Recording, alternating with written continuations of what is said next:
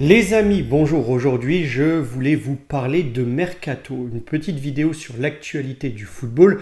Nous sommes en pleine fenêtre d'été concernant le marché des transferts et je voulais faire un point à date. On est le jeudi 17 juillet. Si vous n'avez pas suivi l'actualité à ce sujet, dans cette vidéo, vous allez avoir un rattrapage, connaître les derniers transferts qui ont été bouclés, les plus grandes rumeurs, comment les grands clubs se construisent durant cette période estivale et tout simplement faire donc un point à date des plus grands mouvements dans les clubs européens. Allez, on va faire ça en partage d'écran. Je vais vous partager un site, Transfermarkt, pour ceux qui connaissent, qui est un site référence sur le sujet, et on va pouvoir détailler tout ça ensemble et vous me direz votre avis dans les commentaires. Voilà les amis, je vous retrouve donc avec cette double fenêtre où vous allez me voir dans une des fenêtres et je vous partage l'écran dans l'autre des fenêtres pour vous présenter donc ce site Transfermarkt, site référence sur le marché des transferts, mais pas uniquement. Et donc, on va dérouler ensemble les plus gros transferts jusqu'à maintenant, 17 juillet. Le premier est celui qui a un peu lancé le marché des transferts. C'est celui-ci, celui de Florian Wirtz à Liverpool, en provenance de Leverkusen. Un transfert à 125 millions d'euros, le plus grand transfert, le plus gros transfert pour le moment de l'été, une valeur marchande du joueur à 140 millions d'euros, transfert un peu en dessous de sa valeur marchande, mais un gros transfert. Liverpool qui avait fait un marché estival l'année dernière très modeste, je crois que c'était un des clubs de première ligue qui avait dépensé le moins sur le marché des transferts. On va le voir encore avec d'autres joueurs que cette année, c'est parti pour être un chemin inverse, puisque rien que sur ce transfert-là, il débourse 125 millions d'euros. Florian Wirtz, qui est jeune, je crois il a 22 ans, milieu offensif, très en forme et qui va venir concurrencer sans doute Szoboszlai, qui joue à peu près sur le même poste. Donc, premier gros transfert et la première ligue, globalement, a animé ce début de marché des transferts. On retrouve après Trent Alexander-Arnold, qui fait, lui, le chemin inverse. Il part de Liverpool pour renforcer le Real de Madrid qui a bien besoin de renforcer sa défense. Le Real de Madrid, la défense est le chantier prioritaire. Sur la droite, il vient concurrencer Carvajal, prendre sa place d'ailleurs je pense, dans les derniers matchs il a été titulaire. Alexander-Arnold, Carvajal a 33 ans et commence à être un peu sur le déclin. Bon, je pense qu'avec Alexander-Arnold, 26 ans, on incarne un peu ce renouveau que doit être la défense du Real. On sait, on va le voir également plus bas sans doute dans cette liste, j'ai même pas vu la liste avant, mais on va voir sans doute plus bas, ils ont recruté Huijsens aussi, défense centrale. Le Real, je le dis, a bien besoin de renouveler sa défense. On a Fran Garcia à gauche pour le moment, qui joue les derniers matchs. Au centre, Rudiger, c'est pas l'assurance tout risque. On a Huijsens qui vient de signer, et ça, c'est un bon espoir. Raúl Asensio, qui devrait jouer sans doute avec Huijsens, et peut-être dans une permutation à 3 avec Rudiger pour faire un peu tourner l'effectif. Et puis à droite, on aura donc Alexander-Arnold, qui va prendre, je pense, au fur et à mesure, la place de Carvajal sur ce côté. Je pense que Garcia, Huijsens, Asensio et Arnold à droite, ce sera la défense avec laquelle partira le Real. Et donc, on a renouvelé 2 personnes dans cette défense-là, avec Huijsens et Alexander-Arnold, qu'on voit ici, le deuxième transfert en termes de valeur marchande, 75 millions d'euros. Il n'a pas été acheté très cher, on le voit, 10 millions d'euros. C'était pas une grosse somme, il était en fin de contrat à Liverpool, donc ça pourrait être une bonne affaire pour le Real. Ensuite, on a Matheus Cunha qui vient comme deuxième attaquant du côté de Manchester United, qui avait besoin, on peut voir l'effectif de Manchester. On voit que sur les postes offensifs, ils ont pas mal d'ailiers droits, d'ailiers gauche, Jadon Sancho, Diallo, Anthony à droite. Devant, moi j'étais pas vraiment convaincu. Il y a Højlund, il y a Zirkzee, Obi, Wetley. Bon, ça reste des joueurs très corrects, mais on vient quand même renforcer avec ce deuxième attaquant qui est Matheus Cunha, qui pourra tourner autour peut-être d'Højlund justement, voire dans la permutation avec Zirkzee ou Wetley. Enfin voilà, ça vient, je pense, combler un manque à Manchester qui est celui d'un second attaquant d'appui qui vient tourner un peu devant l'avant-centre, à côté de l'avant-centre. Ensuite, on a Martin Zubimendi qui a été acheté 70 millions d'euros pour une valeur marchande de 60 millions d'euros par Arsenal. C'est un très bon transfert. Arsenal avait besoin de ce milieu défensif, avait besoin d'un milieu défensif. Thomas Partey est parti lors de cet été. Il se retrouvait un peu en manque dans ce domaine-là. On a des milieux centraux, mais pas de vrais milieux défensifs, à part Nordgaard, et donc Zubimendi vient compenser ce manque qu'il y avait, et je pense que c'est une très bonne recrue qui vient de la Sociedad à 60 millions d'euros. Zubimendi viendra donner cette stabilité dans le milieu d'Arsenal. Arsenal qui a lancé pas mal de chantiers aussi au niveau du mercato, on va voir ça. Jamie Gittens qui vient renforcer ensuite l'effectif de Chelsea qui a pléthore de joueurs et un secteur offensif assez bien fourni. Ils ont signé Delap, on va le voir après. Palmer a fait un très bon mondial des clubs. On a Jackson qui va peut-être faire un peu banc de touche. On a João Pedro qui a fait un excellent mondial des clubs aussi, nouvelle recrue. Et puis on a donc à gauche Jamie Gittens. On a à droite Neto. D'autres encore, dont un, je vais parler un peu plus tard, qui est parti chez un rival. Mais c'est un secteur offensif assez fourni à Chelsea. Il a été recruté 64 millions d'euros pour une valeur marchande à 50 millions d'euros. Il vient de Dortmund, mais je pense que c'est un bon transfert. Jamie Gittens était dans les équipes de jeunes de Chelsea. Il est parti faire ses armes et là, il revient à son club de cœur. Voilà, c'est un bon investissement pour Chelsea.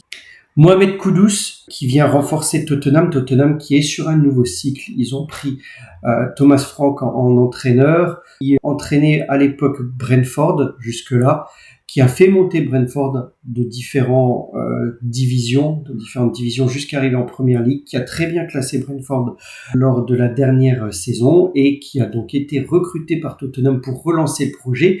Et Tottenham commence à recruter, on va le voir, par touche successives, un peu à tous les postes, des joueurs assez intéressants. Mohamed Kudus en est un exemple. Il vient renforcer le secteur offensif à droite de l'attaque de Tottenham. C'est un transfert, encore une fois, intéressant. João Pedro, je l'ai dit, belle découverte. Alors moi, je connaissais pas le joueur. Je vous le dis honnêtement, je connaissais pas le joueur avant de l'avoir vu au Mondial des clubs, mais il a empilé des buts. Il a été efficace. C'est ce qu'on demande. Et donc, ça va être une très bonne recrue pour Chelsea. Chelsea, qui est l'équipe la plus jeune de Première Ligue à avoir figuré dans le top 4 l'année dernière. C'est une équipe dont il va falloir se méfier l'année prochaine. Ils ont un effectif conséquent, une profondeur de banc, un effectif jeune et des recrues qui vont être intéressants. On parle de João Pedro ici, j'ai oublié de mentionner dans le secteur offensif. Il arrive de Palmeiras, vous l'avez peut-être vu lors du Mondial des clubs. Estevao, on attend de voir ses qualités, mais beaucoup louent ses compétences justement et son jeu. On va voir ce que ça va donner. Estevao qui joue à droite. Et donc là, João Pedro qui a été recruté et qui m'a fait de premières bonnes impressions. Huijsens, j'en ai parlé, très bon défenseur central, très bon jeune, et c'est un joueur qu'il fallait absolument à Madrid pour venir reconstruire cette défense. Moi, Rudiger me donne pas grande satisfaction. On a vu encore des boulettes récemment. Et Huijsens vient justement dans cette lignée de nouveaux jeunes joueurs solides, avec un gros potentiel. Et je pense qu'il a une belle carrière à faire au Real de Madrid. À Anthony Elanga, ensuite 42 millions d'euros de valeur marchande. Il a été recruté pour 61 millions d'euros à Newcastle. Newcastle qui engage...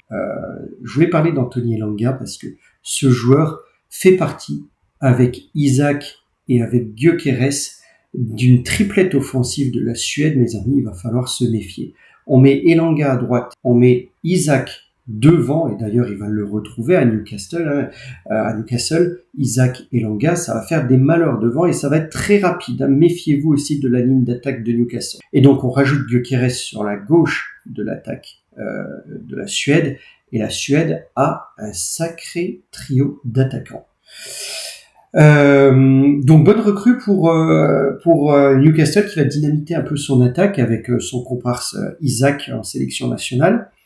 Estevao, je le dis, à Chelsea, gros transfert aussi, a priori, un gros transfert. Moi, je l'ai vu un tout petit peu avec Palmeiras, mais sans plus, mais beaucoup ses qualités, comme je le disais. Vient renforcer encore l'attaque de Chelsea, donc ça, on va voir ce que ça va donner. Tijani Riders, qui a été recruté il y a un petit moment déjà par Liverpool. Je voulais vous parler aussi de Liverpool. On a vu tout à l'heure Florian Wirtz devant. Il y a Reijners qui vient renforcer le milieu. Liverpool a déboursé, a fait tourner le chèque pour recruter à différents endroits cette année. Donc Wirtz, Reijners, qui vient renforcer le milieu. À droite, Alexander-Arnold est parti. On a pris Frimpong, qui est un peu plus loin dans la liste. Je vais pas dérouler toute la liste non plus, je vais pas vous ennuyer avec tout ça. Mais on a pris Frimpong à droite pour remplacer Arnold. Et puis à gauche, on a pris Kerkez aussi, parce que Robertson est un très bon joueur, un solide Robertson, mais qui arrive peut-être sur le déclin. On pense un peu à l'avenir. Et donc, on a pris Kerkez à gauche. Donc, on a investi à gauche. On a investi à droite, on a investi au milieu, on a investi devant, milieu offensif. Et puis même au niveau du gardien de but avec Mamardashvili, qui avait été prêté à Valence et qui revient à Liverpool, sans doute pour faire la doublure d'Alisson, mais peut-être plus tard pour prendre les buts derrière Alisson. Donc Liverpool a fait un recrutement très intelligent. Et Arne Slot aura une équipe très équilibrée. Voilà. Après, au niveau des autres transferts, bon, on descend un peu, je vais pas tous vous les faire, mais voilà, on revoit ici Frimpong et Kerkez, ceux dont je parlais. Et puis ensuite, on peut parler également de Manchester City, avec plusieurs recrutements, et Manchester City aurait été parmi les premiers à dégainer sur le marché du transfert avec Ryan Cherki. Ils ont recruté surtout au milieu Ryan Cherki, Ait Nouri, et donc se sont renforcés sur cette partie-là, et ils ont perdu. Alors je sais pas pourquoi les amis, mais j'ai toujours un trou de mémoire sur ce joueur. Et pourtant, il est très connu. Et à chaque fois, son nom m'échappe, ce Belge qui est parti à Naples. Et je connais son parcours, je vois son visage, mais son nom m'échappe à chaque fois. Vous me le direz dans les commentaires, j'irai voir après. Je sais pas, je n'arrive pas à retenir son nom. Bref, voilà, Delap, j'en avais parlé aussi, qui rejoint Chelsea. Ait Nouri, j'en ai parlé, qui rejoint City. Vous avez ainsi les plus grands transferts, les plus gros transferts jusqu'à maintenant, sachant qu'il y a des rumeurs encore, les amis, il y a des rumeurs et des choses qui vont se passer d'ici à ce que le marché des transferts termine. Si on peut voir un peu les rumeurs ici, on va découvrir, on va faire ceux qui sont les plus en vogue. Il y a Noah Lang, évidemment, vers Naples. Naples, on n'en a pas parlé en Italie, mais attention à Naples, je pense qu'ils peuvent faire le back-to-back et remporter à nouveau un titre, parce que Naples recrute intelligemment. Je parlais de ce joueur, ce Belge qui m'échappe, Noah Lang, que voici, va sans doute s'engager avec le Napoli, en provenance du PSV. Correa, peut-être, qui va aller à Lille. Il va falloir remplacer Jonathan David, qui est parti libre. Lille doit s'activer en attaque. J'en ai pas parlé parce que c'est pas sûr à 100% à l'heure où je vous parle, les amis. Mais il semblerait que Gyökeres se dirige vers Arsenal. Arsenal, on le sait. Alors, ils ont recruté Zubimendi, très bien, ils ont stabilisé un peu l'effectif. Milieu défensif, il fallait. En attaque, ils doivent se renforcer. On a vu que il manquait quelqu'un avec la blessure de Kai Havertz, avec la blessure du Brésilien, j'ai plus le nom en tête encore une fois, vous me redirez dans les commentaires. Il y a eu Merino qui a dû remplacer en attaque. Même Trossard a parfois remplacé en attaque. Il manque de la profondeur de banc dans le secteur offensif à Arsenal. Et il faut se séparer de Martinelli à gauche. Martinelli, c'est un boulet, c'est un joueur, il faut le jeter. Il est pas bon, Martinelli. Kai Havertz, je regardais juste avant Kai Havertz. Kai Havertz est bon, mais il n'est pas à la hauteur de ce qu'on attendait de lui depuis qu'il est parti de Leverkusen. On voit ici les expected goals. Ce sont le nombre de buts attendus dans une saison par le joueur. Je regardais les statistiques de Kai Havertz. Il était au-dessus des statistiques prévues quand il était du côté de Leverkusen. Et puis dès son arrivée à Chelsea, il a un peu diminué. On attendait 6,35 à son arrivée à Chelsea de buts marqués, il en a marqué 4, et ainsi de suite. Dernière saison, on en attendait 11,83, il était encore en dessous, il en a marqué 9. Havertz est bon, mais il a besoin de soutien à côté de lui et il a besoin d'un deuxième attaquant et un deuxième attaquant efficace. Et donc là, pour l'instant, Arsenal, c'est pas le cas parce que on a Martinelli à gauche et Martinelli, il faut le changer et on a Saka à droite. Saka, rien à dire. Saka est un très bon joueur, vif, rapide, efficace sur la droite, mais ils ont besoin de recruter devant et donc Gyökeres peut être ce second attaquant, même ce premier attaquant devant. Et on sait très bien que Gyökeres aime prendre la gauche aussi du terrain et rentrer avec son pied droit et pourrait aussi peut-être remplacer Martinelli, même si je pense que c'est pas le but. Il faut vraiment recruter quelqu'un à gauche et puis mettre Gyökeres devant et permuter de temps en temps avec Kai Havertz. Je sais qu'Arsenal sont aussi sur Rodrigo, un Rodrigo qui aimerait partir de Madrid. Ça pourrait être une bonne recrue pour Arsenal.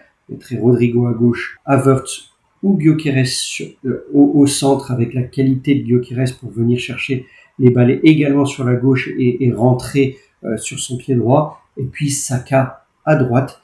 Saka qui va profiter d'une doublure, je l'ai évoqué tout à l'heure, une doublure en provenance de Chelsea, Noni Madueke, et on voit, je vous le mets à l'écran, que ça divise les supporters d'Arsenal parce que c'est encore une recrue qui vient de Chelsea.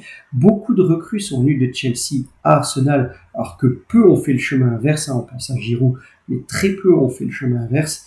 Et donc, ça divise parce que c'est un transfert à 60 millions d'euros, un transfert assez onéreux pour une personne, Madueke, qui va faire sans doute doublure, parce que je ne vois pas comment Saka peut aller sur le banc. Madueke va certainement jouer quand Saka ne pourra pas ou en remplacement.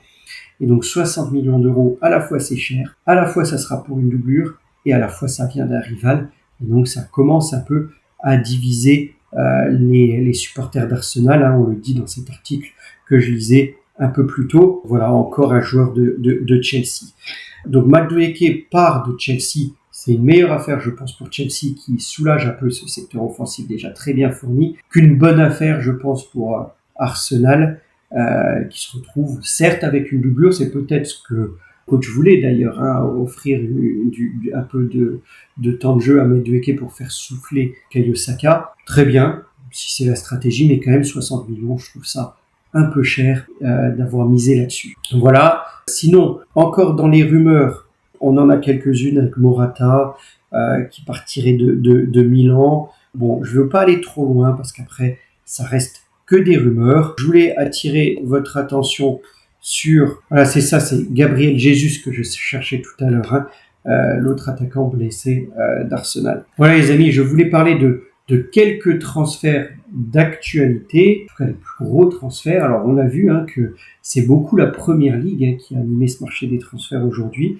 Enfin, jusqu'à aujourd'hui, peut-être que les autres championnats vont se réveiller, l'Italie a fait quelques coups, la France aussi, même si elle est un peu en retrait. Je pourrais faire une seconde vidéo si vous le souhaitez pour vous présenter des transferts par équipe cette fois, enfin pas par équipe mais par pays, en s'arrêtant un peu moins sur l'Angleterre qui a pas mal animé ce marché, qu'on a pas mal vu aujourd'hui. Voilà, j'espère simplement vous avoir remis d'actualité sur certains gros transferts qu'il fallait pas louper et que vous avez bien en tête maintenant. Si la vidéo vous a plu, n'hésitez pas à me laisser un pouce. Si elle vous a appris des choses, n'hésitez pas à me le dire. Si vous voyez des joueurs, si vous sentez des transferts arriver, ah oui, et j'ai oublié de vous préciser, en parlant de Liverpool, évidemment, je viens de la voir juste avant de tourner cette vidéo. Je savais qu'en avant-centre, ils étaient Liverpool un peu juste. J'avais l'effectif, je vais vous montrer ici. Ils ont Darwin Nunez en attaquant de pointe, mais c'est le vrai seul attaquant de pointe de métier. Autour de ça, il y a des ailiers, Chiesa, Salah, Gakpo, Diaz, notamment. Je trouvais qu'il manquait depuis un certain temps de profondeur sur cet attaquant de pointe. Et je viens de voir qu'ils se sont mis d'accord avec Hugo Ekitike. Est-ce que ça va se faire? En tout cas, le joueur et le club semblent s'être mis d'accord. Je ne sais pas si ça va se faire, mais c'est en bonne voie. Voilà, on verra. J'espère qu'il n'y a pas de problème comme pour Gyökeres. Gyökeres, ça tourne autour de problèmes de prix, je crois, pour son arrivée à Arsenal, qui aurait pu faire signer Sesco aussi au passage à Arsenal. Ils étaient aussi dessus à un moment donné. Bon. Ils choisissent Gyökeres, espérons qu'il règle cette histoire de prime pour qu'il puisse engager le joueur. En tout cas, Ekitike ferait plus grand bien à Liverpool. C'est pas forcément le joueur que j'aurais préféré, à vrai dire, en avant-centre. Faut dire qu'il est quand même performant et qu'il a marqué pas mal de buts la saison dernière, donc pourquoi pas. C'est un joueur solide et c'est un vrai manque à Liverpool qui aura donc recruté un avant-centre, un milieu offensif, un milieu, un ailier droit, enfin défenseur droit, un ailier gauche, défenseur gauche et un gardien de but. Tous les postes, ou presque, sont comblés pour un slot. Liverpool va réaliser aussi une bonne saison. Ça va être très intéressant la Première Ligue avec Arsenal qui se renforce bien, City qui s'est bien renforcé, Liverpool qui s'est bien renforcé, le renouveau de Tottenham et Newcastle, je pense, et puis Chelsea évidemment qui a une équipe jeune de dingue et qui s'est également bien renforcée. Je pense qu'on va avoir une sacrée saison en Première Ligue, les amis.